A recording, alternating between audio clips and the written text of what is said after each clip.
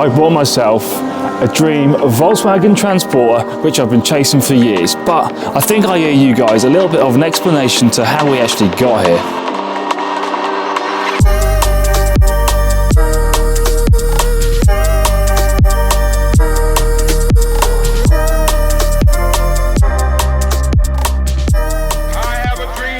If you're an OG on the Oldub channel, you'll know this is a van or a vehicle we've been chasing for such a long time now. And there's a bit of a story behind this van which makes it so special. So let's talk about how we actually came about buying this van. Now, 3 years ago, I was scrolling on Facebook and this van actually appeared on there for sale. I messaged the guy, asked him if he would sell it to me, but then it went blank. I didn't actually hear anything from him, and that was that.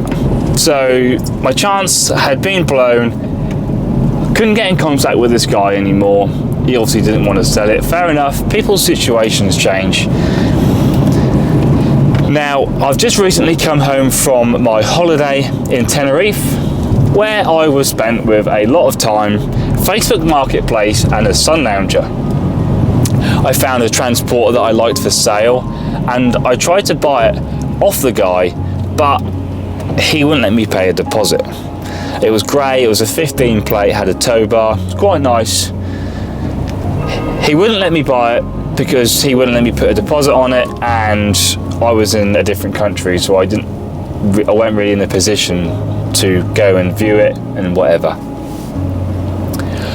Been messaging Adam, the guy who used to own this van, on and off for about 3 years now. So I thought, well, maybe I'll drop him a message once again and see if he's changed his mind and see if he's up for selling it, because, you know, situations change. I messaged Adam, I said, do you want to sell the van? Is the time right? And he said, you know what, Ollie, actually, I do want to sell it. I'm going to put the van up for sale or whatever. I was visiting family in Derby. Adam lived in Cheshire, which is a good 4.5 hours from me. So I was cheeky. I said, Adam, look, would you mind bringing it to Derby? How far away is it, you know, for you to bring to me? And he said, no, not a problem. That's only an hour and a half away. I will bring the car to you, not a problem. Arranged to meet Adam at a one stop round the corner from my family member's house. And that is what happened. Adam brought the van down from Cheshire all the way to Derby for me to view it. I looked at the van and I thought, I've just got to have it. I was lost for words when I actually saw the van. I stepped outside the door and I thought, oh my God, it is everything that I wanted it to be and what I thought it was and more. Done a deal with Adam. We got a price in mind that we were both happy with, and I ended up buying the van. So 3 years of hoping and praying that Adam would sell it finally paid off, and here I am in probably one of the lowest transporters in Norfolk, maybe. It is low as hell, it's slammed beyond belief, but it's absolutely gorgeous. But that's enough talking. I think what you're all waiting for is to have a good look around this thing, because if looks could kill, you'd be dead. DMO shifts. Solo coilovers, chassis notched, engine raised, 19-inch 1552 tarmac wheels, T6 rear lights, herringbone tweed seats, fully sound deadened, IKEA sofa bed, fold out table, 240 hookup under the bonnet, stitches and steel C-channel awning rail. 6.5 hours later. This car has a whole host of modifications that have been done to it, but I think let's stop stalling and have a look, because this thing is such a work of art, with thanks to that engine raise, the chassis notch, the Bilstein Solo coilovers and these 1552 tarmacs. The fitment on this is pretty awesome. Now I will be honest, for rural Norfolk it is a little bit too low, but 10 out of 10 for fitment on the front, and I think the fitment on the rear is even better. I can already hear the comments now. Everyone will think straight away from that rear fitment that this is bagged. There ain't no air suspension over here, baby. With the rear of the van, it really does show how low this thing is. Using my height as a comparison, I can just about see over the top. Now, in terms of modifications to the rear, like I said earlier, we've got the T6 lights at the back, Sportline rear bumper, and the Sportline spoiler.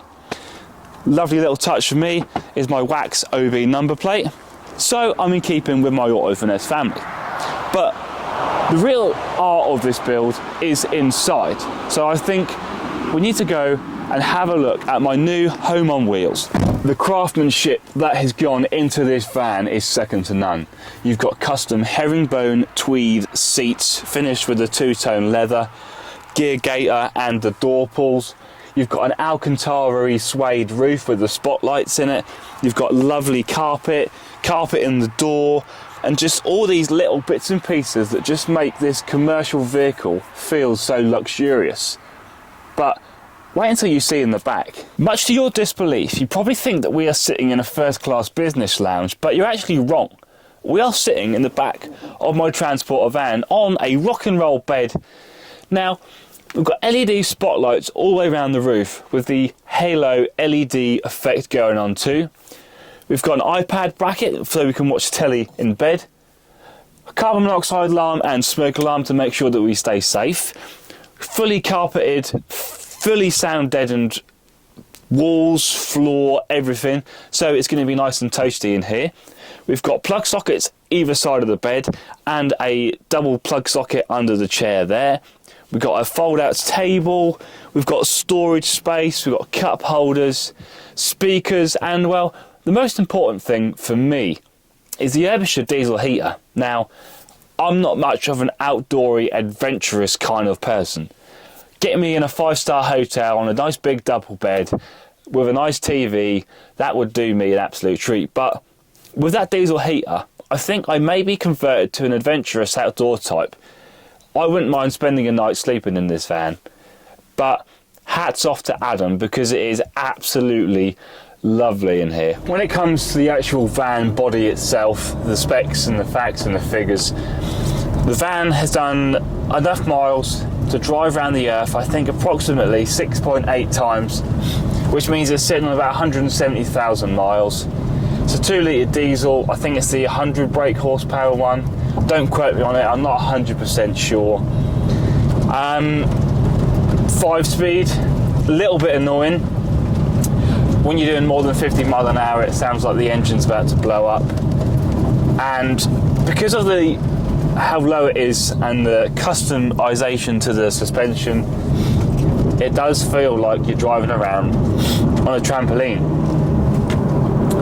But that is sort of hand in hand with lowering a vehicle, that just comes along with it. To drive, it feels alright, it's not too bad. Nice driving position. I like having the 2 armrests either side, gear stick up nice and high.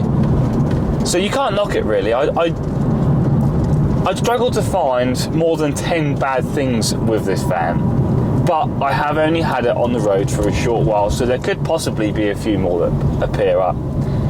It does have the Apple CarPlay screen in it, which is a bit of a saviour because coming from my 2016 plate Tiguan, which has all the bells and whistles on it, not having CarPlay would be a little bit of a bugbearer to me. Aircon, which is a big bonus. A lot of these vans don't have air conditioning, which again to me is a luxury that I just need to have. Electric windows, again, a lot of transporters I've seen don't have them, and to me that's a really important thing because, well, it just should be a standard luxury that every car should have, because why would you want to be pumping your bloody window around to try and open it? Especially if you want to open your passenger side one, because I used to have a caddy van and that's not an easy task leaning across, especially not with 3 seats in the front. But overall, I'm really happy with the van. I got it at a good price. but I can't tell you what I paid for it because I will make another video on that with the Trading Up series, and I'll go into a bit more detail on the price. But this is my transporter van. I hope you've enjoyed the video, and I hope you are checking out some of the other stuff on the channel. But if you are enjoying it, make sure you smash that like button, smash that subscribe button. It really does help the channel grow. And without you guys, I wouldn't be here making these videos. So, I hope you've enjoyed it, and I'll catch you in the next one.